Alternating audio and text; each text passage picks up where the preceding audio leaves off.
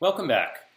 We are continuing our discussion of programming SDNs, and we are now starting a lesson on programming languages for SDNs. We will start with looking at how to use a programming language for an SDN to read network state.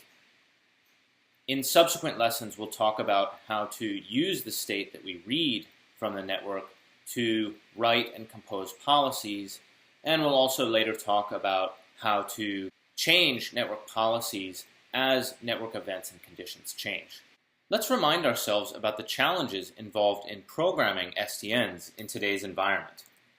Today's software-defined networks provide a controller platform that offers network-wide visibility and control, as well as a channel to control switch behavior via a direct open interface, such as OpenFlow.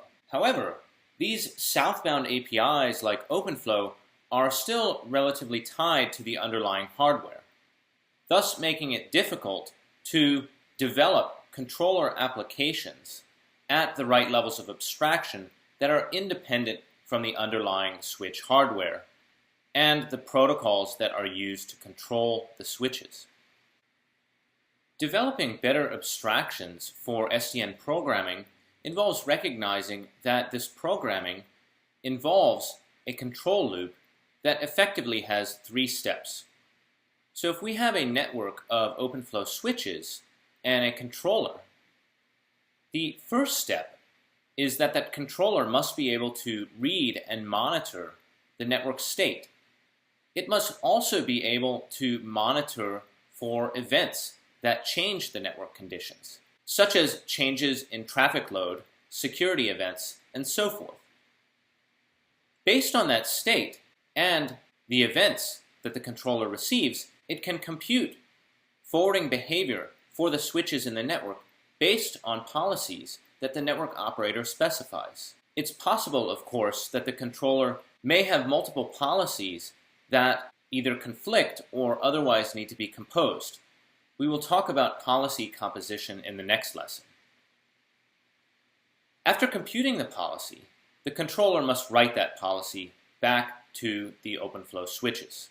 In this lesson, we will focus on aspects of SDN programming that allow a controller to read and monitor state.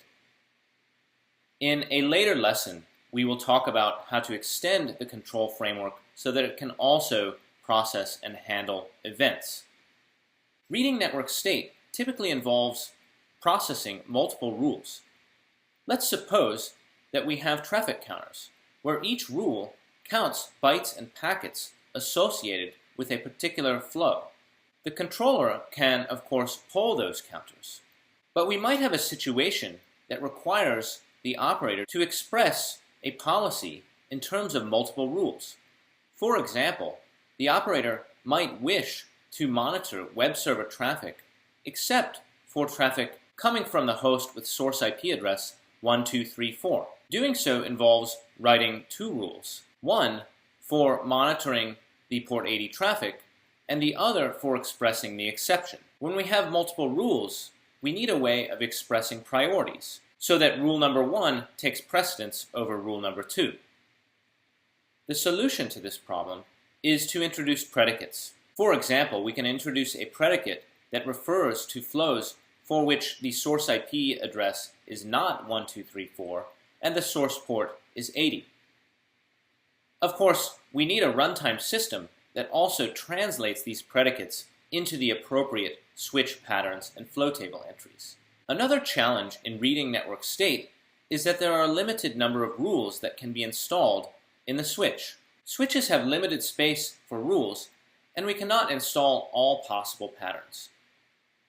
For example, suppose we would like to monitor traffic in a way that allows us to produce a histogram of traffic volumes according to IP address. It clearly does not make sense to create a rule for every IP address. So what we'd like to have happen is for the switch to create rules as new packets arrive from distinct source IP addresses. The solution to this problem is a primitive called dynamic unfolding, whereby the programmer can specify a group by predicate And the runtime system will dynamically add the rules to the switch as packets from distinct source IP addresses arrive. Another challenge with reading network state is the common OpenFlow programming idiom, whereby if a switch does not know how to handle a packet with the existing flow table entries, it will send that packet to the controller. The controller subsequently installs rules in the switch according to that policy. But what happens when more packets arrive at the controller before the switch has the rule installed? Subsequent packets may reach the controller, and the controller must figure out what to do with those packets after it has handled the first packet, but before the flow table entries are installed at the switch. The solution to this problem is to suppress extra events, allowing the programmer to specify a limit whereby the runtime system prevents the controller from seeing these extra packet arrival events.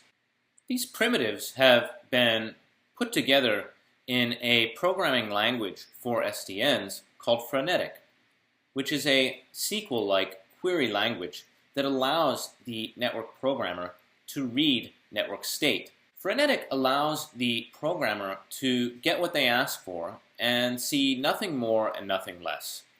It is a SQL-like query language that offers a familiar abstraction and then returns a stream of packets over which the programmer can issue subsequent queries to get exactly the type of information that the programmer is looking for from the network. The Frenetic runtime is designed to minimize controller overhead. It filters traffic using high-level patterns, it limits the number of values that are returned, and it aggregates queries according to the number and size of packets. For example, this program allows the operator to express that they are interested in the number of bytes arriving on port 2 where the packets have a source port of 80. The byte counters are grouped by destination MAC address, and the counts are recorded every 60 seconds. As another example, suppose that the controller needs to learn the location of a host. This might be a useful primitive in applications involving host mobility, where devices are moving around the network and may be sending traffic to different switch ports at different times. In this case, the programmer would like to see packets grouped by the source MAC address, but have those packets split when the input port changes. Now, the programmer does not need to see every packet, but rather only the first packet that is sent when the input port changes. This function can be achieved by applying the limit primitive over the query, which indicates that the control program should only see the first packet. Returning to our abstractions, we can see now how to develop programming. We've seen one example of a programming language that allows the controller to read and monitor network state. The next step is to develop mechanisms that allow the programmer to write control programs that compute network policy based on that state. Computing policy is particularly challenging because each of these modules that observe network state can partially specify how traffic should be handled, but those modules might conflict. For example, you might write a routing module that explicitly conflicts with a firewall or load balancing module. In the next lesson, we will talk about programming constructs that allow the programmer to combine modules into a complete application that seamlessly resolves these conflicts. In summary, SDN control programs have common abstractions: reading and monitoring network state and events, computing policy, and writing state.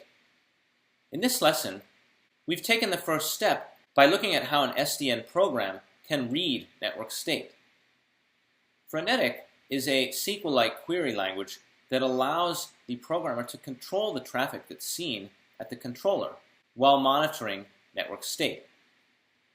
Other challenges involve composing policy, responding to events, and compiling those policies into rules that can be efficiently implemented in flow table entries at switches. The remaining lessons in this module will explore how to tackle these challenges.